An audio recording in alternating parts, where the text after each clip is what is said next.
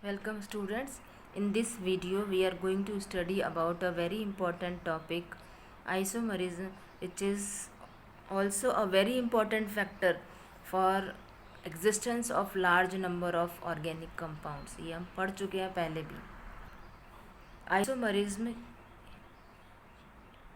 is derived from Greek word. Isos means equal and meros means parts, है ना. It was first of all discovered, used by Berzelius, and the definition of isomerism is when two or more compounds having same molecular formula which differs to each other in physical and chemical properties. That phenomenon is called isomerism and the compounds are called isomers.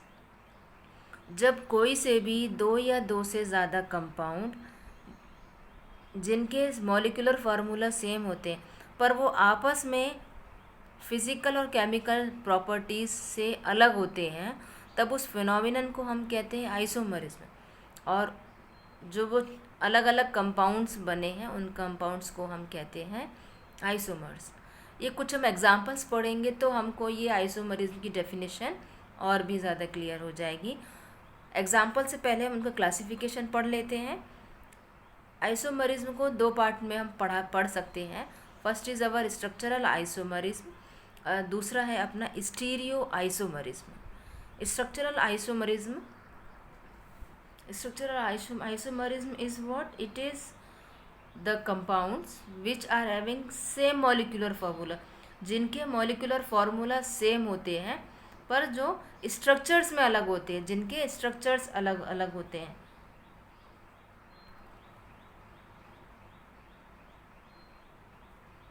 different chemical structures, they have different chemical structures.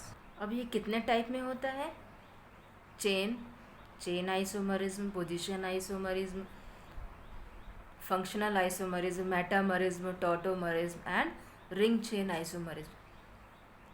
इन सब में क्या होगा?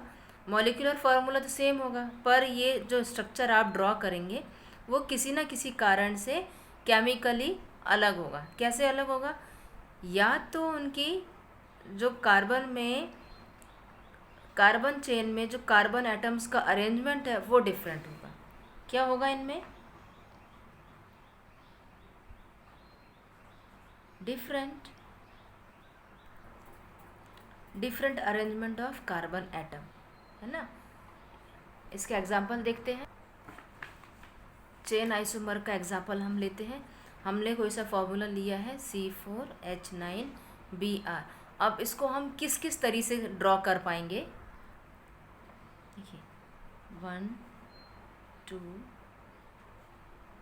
3 4 Br, है ना. CH2 CH2 CH2 3 4 5 6 7 8 9 and Br. So this is your one of the structure. एक structure इसका ये हो गया. दूसरा स्ट्रक्चर हम इसका ड्रॉ करते हैं 1 2 3. 3 कार्बन की हमने चेन बनाई है. इसमें फर्स्ट कार्बन पे हमने ऐड कर दिया है Br और किसी सेकंड कार्बन पे हमने ऐड कर दी है दूसरा C. देखिए इसमें हमने क्या किया है? Different arrangement of carbon atom in chain. यहाँ पर स्ट्रेट है 4 कार्बन की, यहाँ पर 3 कार्बन की चेन है और एक इसमें ऐड हो गई है आपकी branch. So this is here 3 2 2 sorry and this is here is 3. So 3 4 5 6 3 4 5 6 7 8 9. So is it becomes C4H9 and Br. तो ये चेन आइसोमरिज्म. इसमें हमने कार्बन एटम्स का अरेंजमेंट अलग अलग कर दिया. Okay. So see now second is our position isomerism. Position isomerism में क्या होता है? फंक्शनल ग्रुप या ब्रांच की पोजीशन आप अलग अलग कार्बन एटम पर लगा सकते हैं. जैसे उसका आपने एड्रेस चेंज कर दिया. जैसे यहाँ पर देखिए इसे C4H9Br को हम पोजीशन में बताते हैं. देखिए C4H9 की सेकेंड हमारी पोजीशन। पोजीशन में कैसे बताएंगे? हमने एग्जाम्पल लिया है C4H9Br, फिर से हमने वही एग्जाम्पल लिया। यहाँ पर हमने कार्बन चेन अलग अलग बनाई थी, अब हम क्या करते हैं, Br की पोजीशन चेंज कर देते हैं। तो क्या हो गया 1 2 3 4। इसमें हम कार्बन चेन को चेंज नहीं करेंगे, इसमें हम चेंज करेंगे किसको, Br की पोजीशन को। We will be changing here, functional group की पोजीशन चेंज करेंगे या फिर आप ब्रांच की पोजीशन चेंज करेंगे। देखिए CH2Br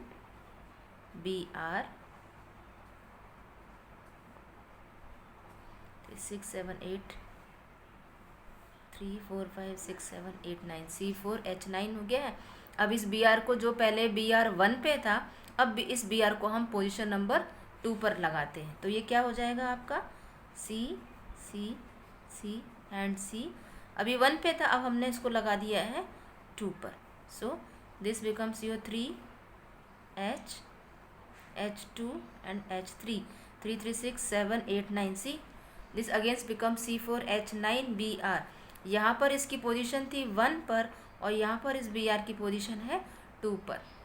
जब हम फंक्शनल ग्रुप या ब्रांच की पोजीशन को अलग अलग कार्बन पे लगाते हैं तब उसे हम कहते हैं position isomerism. Now C4 third is our functional isomerism. इसमें क्या होता है, डिफरेंट टाइप के आप फंक्शनल ग्रुप लगाते हैं। When the molecular formula is same but the functional group are different. Now see it's example here. Now see functional isomerism समझाने के लिए हमने एग्जाम्पल लिया है C2H6O। अब देखिए 2 हमने C ड्रॉ किए, हमको ऐसा फंक्शनल ग्रुप लगाना है बेटा जिसमें ऑक्सीजन हो। जैसे हम OH CHO ईथर इस तरह के फंक्शनल ग्रुप लगा सकते हैं। तो पहले हम लगा के चेक करते हैं कि क्या अल्कोहल हो सकता है। So we are checking here. C is 2 3 4 5 6, H भी 6 हो गया और ऑक्सीजन भी 1 है। तो एक हमारा फंक्शनल ग्रुप हो गया है अल्कोहल। अब इसी मॉलिक्यूलर फार्मूले से हम दूसरा फंक्शनल ग्रुप बनाने की कोशिश करेंगे। एक O वाला ही हमको बनाना है। कौन सा बनाएंगे देखते हैं हम, ये ठीक है CH3 एंड O। तो यहाँ पर जो हमारा फंक्शनल ग्रुप बना है वो बना ईथर का, और यहाँ हमारा फंक्शनल ग्रुप बना है वो बना है अल्कोहल का। See with the same molecular formula we have draw 2 different functional groups. So this is our functional isomerism. Now our next is metamerism. Metamerism में क्या है बेटा, different alkyl groups on both sides of functional group. जैसे अभी हमने यहाँ example देखा था ईथर। ईथर पे एक साइड था हमारा एक C, दूसरा साइड भी था एक C। ऑक्सीजन के दोनों ये फंक्शनल ग्रुप है। This is our functional group and this is our R, है ना। यदि हम इन दोनों R को अलग कर दें, कहीं पर 2R कहीं पर 1R कहीं, है ना, यदि हम इन R's की पोजीशन को अलग अलग कर देंगे दोनों साइड पे, तब हमारा हो जाएगा मेटामरिज्म। एग्जाम्पल देखते हैं इसका। हमने एग्जाम्पल लिया है मेटामरिज्म का C4H10O। एक O है और मेटामरिज्म का मतलब दोनों साइड का मतलब फंक्शनल ग्रुप आपके पास ऐसा होगा जिसके दोनों साइड आपको R लगाने हैं। तो हमने लगा दिया है ऑक्सीजन ईथर। C4 का मतलब 2C हमने एक साइड लगा दिए हैं। सेटिस्फाई करके देखते हैं 3 2 2 एंड 3 3 3 6 7 8 9 10। इसका मतलब ये हमारा मॉलिक्यूलर फार्मूला का स्ट्रक्चर बिल्कुल सही है। अब यहाँ पर हम देखते हैं कि क्या है, एक साइड पे 2 कार्बन्स हैं, दूसरे साइड पे भी 2 कार्बन्स, और ये क्या है हमारा फंक्शनल ग्रुप, और ये क्या है हमारे R। हमारी डेफिनेशन क्या है, different alkyl groups on both sides of functional group. Different functional group R हमको लगाने हैं। अब इसी को हम दूसरे उसमें करके देखते हैं। एक अब एक साइड हमने 2 कार्बन लगाए हैं, अब हम यहाँ क्या करते हैं, एक साइड पे हम 3 लगा देते हैं। सेटिस्फाई करके देखते हैं क्या सही बन रहा है। CH2 CH2 CH3 3 3 6 7 8 9 10 सही है। अब यहाँ पे देखिए एक अल्काइल रेडिकल है और यहाँ पर हमारे पास 3 C है।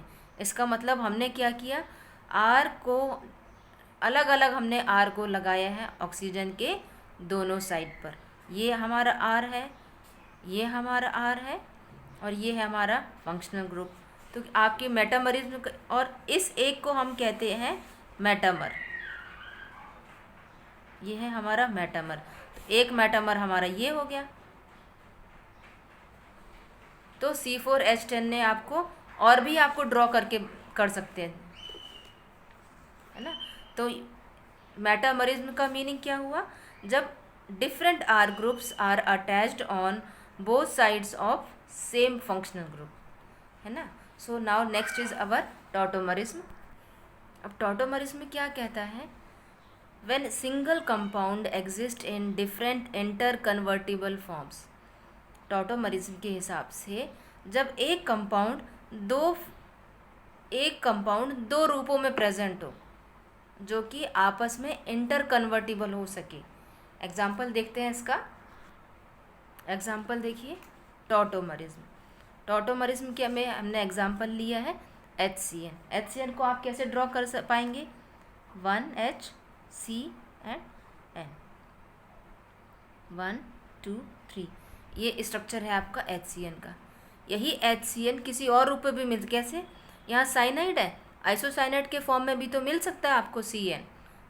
कैसे मिलेगा आपको, देखिए H अभी C से कनेक्टेड था H, अब ये वाला C पहले H C से कनेक्टेड था, अब आपका H किससे कनेक्टेड होगा, N से, तब ये कैसा हो जाएगा, ऐसा। देखिए this is the inter convertible form. वही एक H है, वही एक C है, वही एक N है, पर वही एक फंक्शनल ग्रुप अलग अलग फॉर्म में प्रेजेंट है। तब इस तरह के आइसोमरिज्म को हम कहते हैं टॉटोमरिज्म। जब सेम कंपाउंड दो अलग अलग इंटर कन्वर्टिबल फॉर्म में प्रेजेंट होता है, तब हम इसे कहते हैं टॉटोमरिज्म।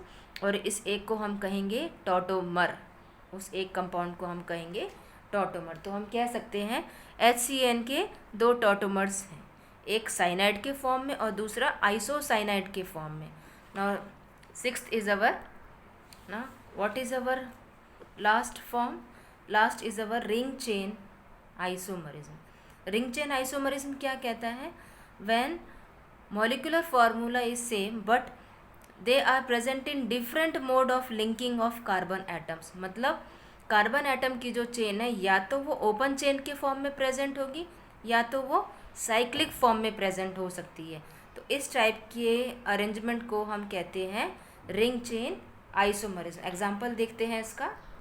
एग्जाम्पल है इसका रिंग चेन का C3H6। क्या हमने लिया, देखिए 3 3 2 and 3, C3 H6 है ना, 1 2 and 3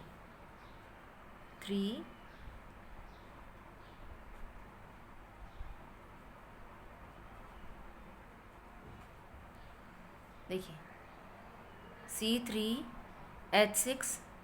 इसी को आप साइक्लिक फॉर्म में भी बना सकते हैं। कैसे, देखिए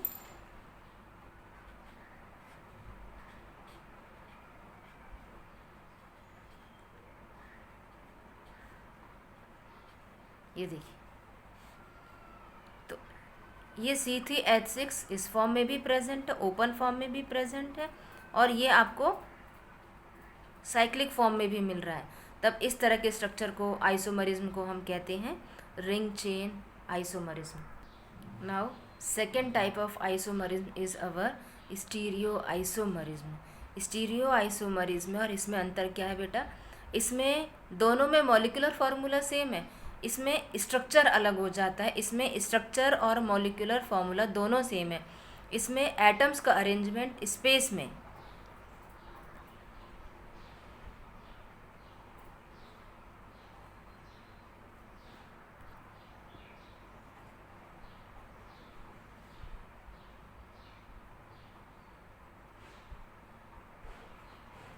different arrangement of atoms in space, ये दो फॉर्म में हमको मिलता है, ज्योमेट्रिकल आइसोमरिज्म और ऑप्टिकल आइसोमरिज्म। इसको हम पढ़ेंगे वीडियो नंबर 2 में। Isomerism is a big topic, so this will be categorized into two categories. In first we have studied about structural isomerism, or and in second we will be going to study about stereoisomerism. स्टीरियोआइसोमर को दो में divide किया हमने, geometrical और optical. Thank you for watching this video.